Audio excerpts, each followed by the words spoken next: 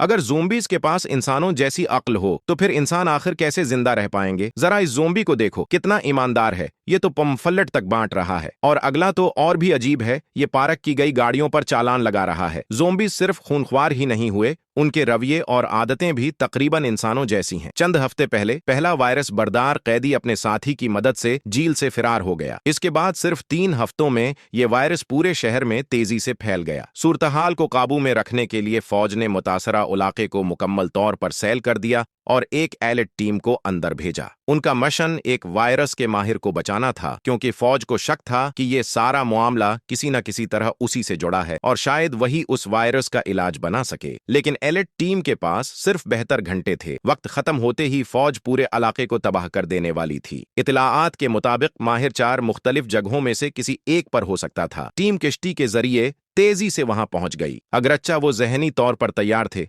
मगर सामने का मंजर फिर भी लर्जा देने वाला था। जो शहर कभी आबाद था अब खंडर बन चुका था। सड़कों पर लाशें ही लाशें थीं, गौया जमीन पर जहन्नम उतराया हो। जैसे ही टीम पहले मकाम पर पहुंची, ज़ोंबीज़ ने हमला कर दिया। उनकी तादाद बहुत ज्यादा थी। टीम लड़ते लड़ते पीछे हटती रही और बाहमी तावन से बलाखिर जान बचाने में कामयाब हो गई। लेकिन वहां माहिर मौजूद नहीं था। वो अगले मकाम की तरफ रवाना हुए और रास्ते में उन्हें एक बख्तरबंद गाड़ी और टैंक मिल गया। अब सफर आसान हो गया। रास्ते में कई जिंदा लोग मदद मांगते रहे, मगर उनका हदफ सिर्फ वायरस का माहिर था, इसलिए वो किसी को नहीं बचा सके और लोगों को उनके हाल पर छोड़ दिया। दूसरा मकाम एक बुलंद इमारत थी और यहाँ के ज़ोंबीज़ ने तो सोच ही बदल दी। कोई ताश खेल रहा था, कोई फिल्म देख रहा था और कोई वीडियो गेम खेल रहा था। ज़ोंबी बनने के बाद भी उनकी जिंदगी खासी आरामदह लग रही थी। वो सिर्फ दांतों से नहीं बल्कि हथियारों और जालों से भी हमला कर रहे थे, जिससे टीम शदीद मुश्किल में फंस गई। एक धमाके के बाद अगरचा नुकसान ज्यादा नहीं हुआ, लेकिन इस शूर ने मजीद ज़ोंबीज़ को बिला लिया। अफरातफरी में एक साथी को काट लिया गया। अगरचा वो बच निकला, लेकिन वायरस फैल चुका था। लिबार्ट्री मिल गई, मगर न माहिर मिला और न ही कोई इलाज। मजबूरन इस साथी ने अपनी जान खुद ले ली। रात के वक्त मिशन मुमकिन न था, इसलिए टीम वहीं रख गई। अगले दिन रास्ते में एक गढ़ा नजर आया जो लाशों से भरा हुआ था। इसी दौरान एक टैंक करीब आया, मगर वो फौज नहीं थी बल्कि ज़ोंबी बने हुए लोग थे। टीम ने लाशों में छिपकर जान बचाने की कोशिश की, मगर ज़ोंबीज़ अब पहले जैसे बेअक्ल नहीं थे और उसे फौरन नहीं मारा गया। एक नया सिपाही पकड़ा गया, बल्कि साथ ले जाया गया। वो सब ज़ोंबी फौजी कैंप पहुंचे, जहां मुनज्जम ज़ोंबी फौज मौजूद थी। कुछ पहरा दे रहे थे,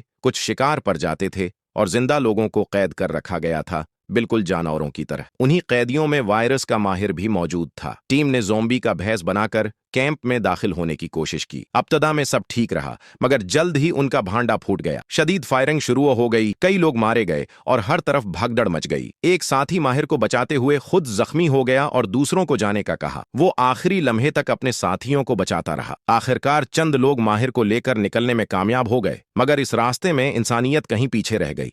ये सब देखकर मोटे भाई को शदीद गुस्सा आ गया। इसका ख्याल था कि दाजवान हद से ज्यादा बेरहम हो चुका है। इसी बात पर दोनों में हाथापाई हो गई। लड़ाई के दौरान अचानक मोटे भाई की पीठ में गोली लग गई। ये कुछ इंतहाई नजरियात रखने वाले जिंदा लोग थे।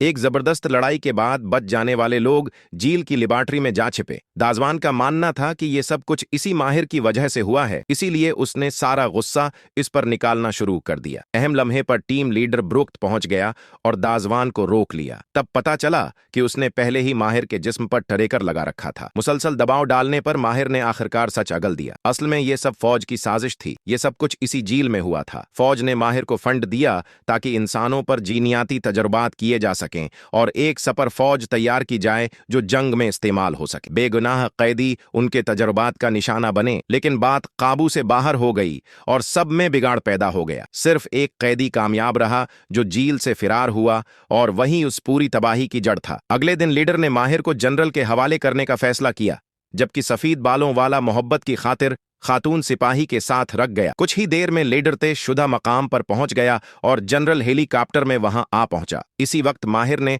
लीडर को एक नोटबुक दी और कहा कि यह मामला जितना नजर आ रहा है इतना सादा नहीं। इसने खास तौर पर कहा कि छोटी बच्ची को हर हाल में महफूज रखा जाए। लीडर होशियार तो हो गया, मगर उसे अंदाजा नहीं था कि असल वलन खुद जनरल है। जनरल सिपाहियों के साथ आगे बढ़ा और फौरन माहिर को गोली मार दी। असल वजह यह थी कि जनरल का बेटा भी वायरस से मुतासिर हो चुका था। वो बदला भी चाहता था और ये भी नहीं चाहता था कि जीनियाती तजुर्बात का राज फाश हो, इसीलिए उसने माहिर को अपने हाथों से मारा। दाजवान और नया सिपाही भी दरअसल जनरल के आदमी थे। तहकीकी मवाद हासिल करने के बाद जनरल ने जाने की तैयारी कर ली और किसी को साथ ले जाने का इरादा नहीं था। ये बेरहमी दाजवान को नागवार गुजरी और दोनों तरफ से फायरिंग शुरू हो गई। दाजवान ने एक सिपाही को गिरा दिया, मगर खुद भी जनरल की गोली का निशाना बन गया। लेडर मदद को लपका, मगर एक और सिपाही ने उस पर बंदूक तान ली। अहम लम्हे पर दाजवान ने लेडर के लिए गोली अपने सीने पर ले ली। यूं उसने अपने गुनाहों का कुफारा अदा किया। लेडर ने मौके पाकर सिपाही को मार दिया। गोलियों की आवाज ने करीब मौजूद ज़ोंबीज को मतवज्जा कर लिया,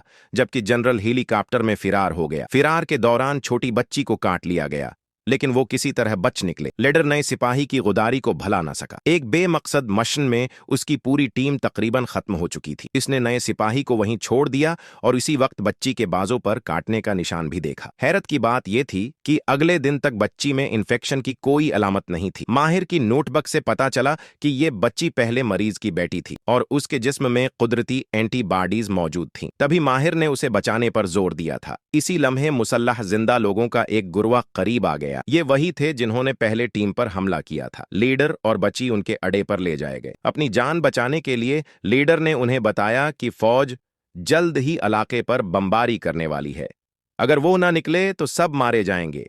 यूं उन्होंने इलाके से फिरार का मंसूबा बनाया और तमाम जिंदा लोगों को जमा किया। रास्ता ज़ोंबीज के बीच से गुजरता था, मगर जिंदा रहने के लिए उन्होंने आखिरी लड़ाई का फैसला किया। जैसे ही पेट्रोल बम फेंका गया, जंग शुरू हो गई। जिंदा लोग बेखौफ होकर ज़ोंबीज पर टूट पड़े। मंजर इंतहाई खौफनाक था, यहां तक कि लीडर भी मुतासिर हो गया। अगरचा ज़ोंबीज को खत्म कर दिया गया, मगर जिंदा बचने वाले बहुत कम रह गए। आखिरकार वो सरहद तक पहुंच गए जहां फौज मौजूद थी। इतने आम शहरियों को देखकर फौज ने फायरिंग नहीं की। इसी वक्त जनरल नमूदार हुआ और फौरन गोली चलाने का हुक्म दिया, मगर सिपाहियों के सामने आम इंसान थे, दरिंदा सिफत ज़ोंबीज नहीं, इसलिए वो हचकचा गए। मुतासिर हो चुका लीडर अभी भी थोड़ी सी अक्ल रखता था। जनरल की जुल्म भरी हरकतें उसके जहन में गूंज रही थीं। इंसाफ पसंद लीडर जनरल पर टूट पड़ा। जनरल ने भी पहले ही वायरस इंजेक्ट कर रखा था। दोनों में जबरदस्त मुकाबला हुआ, मगर आखिरकार लीडर गालिब आ गया और जनरल को खत्म कर दिया। वायरस के फैलाव को रोकने के लिए फौज ने लीडर को भी गोली मार दी। इसने अपना फर्ज पूरा कर दिया था। छोटी बच्ची महफूज तरीके से इलाके से बाहर पहुंचा दी गई। जब ज़ोंबी वायरस हकीकत बन जाए तो क्या इंसानों का रद्दअमल भी ऐसा ही होगा? शावन हस्बे मामूल घर से निकला, मगर उसे खबर न थी कि शहर बदल चुका है। सुनसान सड़कों पर चंद ज़ोंबीज घूम रहे थे, मगर वो उन्हें देख ही न सका। कोई तेजी से पास से गुजरा, उसने तौजा न दी। वो सिर्फ एक चीज सोच रहा था, करीब की दुकान से अपनी पसंदीदा कोल्ड ड्रिंक लेना। फ्रिज पर लगे खूनी हाथों के निशान क्या काफी वाज़ेह नहीं थे? कैश काउंटर पर मालिक नजर न आया तो उसने पैसे रख दिए, ये जाने बगैर कि ज़ोंबी बन चुका मालिक उसी के पीछे खड़ा है। वापसी पर वो ज़ोंबी से टकराते टकराते बचा, मगर उसे एक आम भुकारी समझा। किसी न किसी तरह वो सही सलामत घर पहुंच गया और सुकून से अपनी मशरूब से लुत्फ अंदोज होने लगा। अगर शावन को खुशकिस्मत कहा जाए तो यूं लगता था कि इस शरारत का ताज लाजमन मोटे लड़के के सर ही सजना था। इसने शावन को बताया कि पिछले सोहन में एक खूबसूरत लड़की मौजूद है। ये सुनते ही शावन की दिलचस्पी जाग उठी। दोनों दोस्त फौरन पिछले सोहन में जा पहुंचे और आवाजें देने लगे। जब सामने से कोई रद्दअमल न आया तो मोटे लड़के ने एक पत्थर उठाकर फींक दिया। जैसे ही लड़की ने मड़कर देखा, दोनों उसके हुस्न को देखकर दंग रह गए। समझदार आदमी फौरन जान लेता कि कुछ गड़बड़ है। अचानक ज़ोंबी झपट पड़ी, मगर दोनों दोस्त एक दूसरे से उलझते ही रहे, यहां तक कि शावन जमीन पर गिर गया। तब जाकर मोटे लड़के को होश आया, मगर उसके हाथ में हथियार नहीं बल्कि एक कीमरा था। शावन ने कभी इतनी बेधड़क औरत नहीं देखी थी। उसे खासी उलझन हुई और उसने मोटे लड़के से कहा कि उसे हटा दे, लेकिन जैसे ही शावन उठा, लड़की दोबारा उस पर झपट पड़ी। शावन ने झंझलाकर उसे धिका दे दिया और कहा कि वो कोई आवारा आदमी नहीं। किसी को क्या खबर थी कि उसे एक धक्के से बात जान तक पहुंच जाएगी। लड़की जोर से गिरी और सबको लगा कि वो मर गई है, मगर हैरत की बात यह थी कि वो न सिर्फ ठीक थी बल्कि फौरन उठकर फिर मुतहर्रिक हो गई। तब जाकर दोनों को एहसास हुआ कि मामला गड़बड़ है। वो भागकर घर के अंदर आ गए, फोन मिलाने लगे, मगर कोई कॉल नहीं लग रही थी। इसी वक्त टीवी पर हंगामी खबर चलने लगी कि शहर में ज़ोंबी वायरस फैल रहा है और सबको घरों में रहने की हदायत दी जा रही है। बदकिस्मती से दोनों को दरवाजा बंद रखने की आदत नहीं थी और वाकई ज़ोंबी घर में घुस आई। दोनों दोस्त खौफ से बदहवास हो गए और जो चीज हाथ आई उठा उठाकर फेंकने लगे। आखिरकार मोटे लड़के के हाथ एक एशटरे आ गई और गलती से ही सही उसने ज़ोंबी को गिरा दिया। इसी वक्त खबर में बताया गया कि ज़ोंबी को मुकम्मल खत्म करने के लिए सर पर वार करना जरूरी है। यह सुनकर दोनों ने एक दूसरे को देखा। पिछले सहन में वैसे ही दो ज़ोंबी मौजूद थे, सोच लिया कि उन्हीं पर तजर्बा कर लेते हैं। ख्याल तो ठीक था मगर हथियार बहुत ही फजूल थे। इधर उधर की चीजें जोम्बी पर लगते तो ऐसे लगता जैसे मालिश हो रही हो। जब टोकरी खाली हो गई तो मोटे लड़के ने एक रिकॉर्ड उठाकर फेंका। ये वार खासा मौसर लगा। फिर दोनों एक पूरा डब्बा उठा लाए मगर कुछ देर बाद एहसास हुआ कि निशाना दरस्त नहीं लग रहा। आखिरकार उन्होंने सादा मगर कारगर हथियार चुन लिए।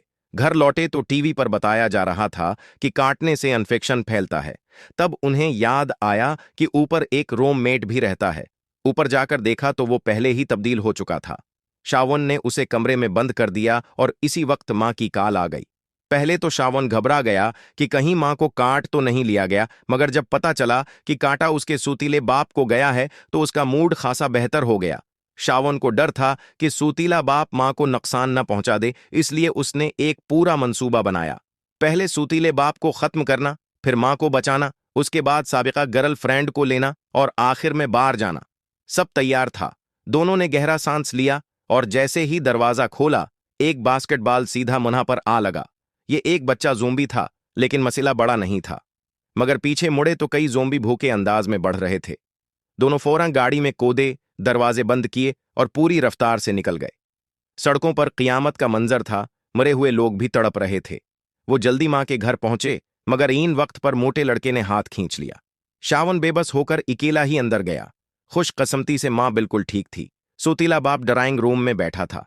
शावन उसे खुद खत्म करने को बेताब था। लगता था वो काफी अरसे से यही चाहता था। मगर हैरत अंगेज तौर पर सूतीला बाप अभी होश में था। मां की खातिर शावन को उसे साथ ले जाना पड़ा।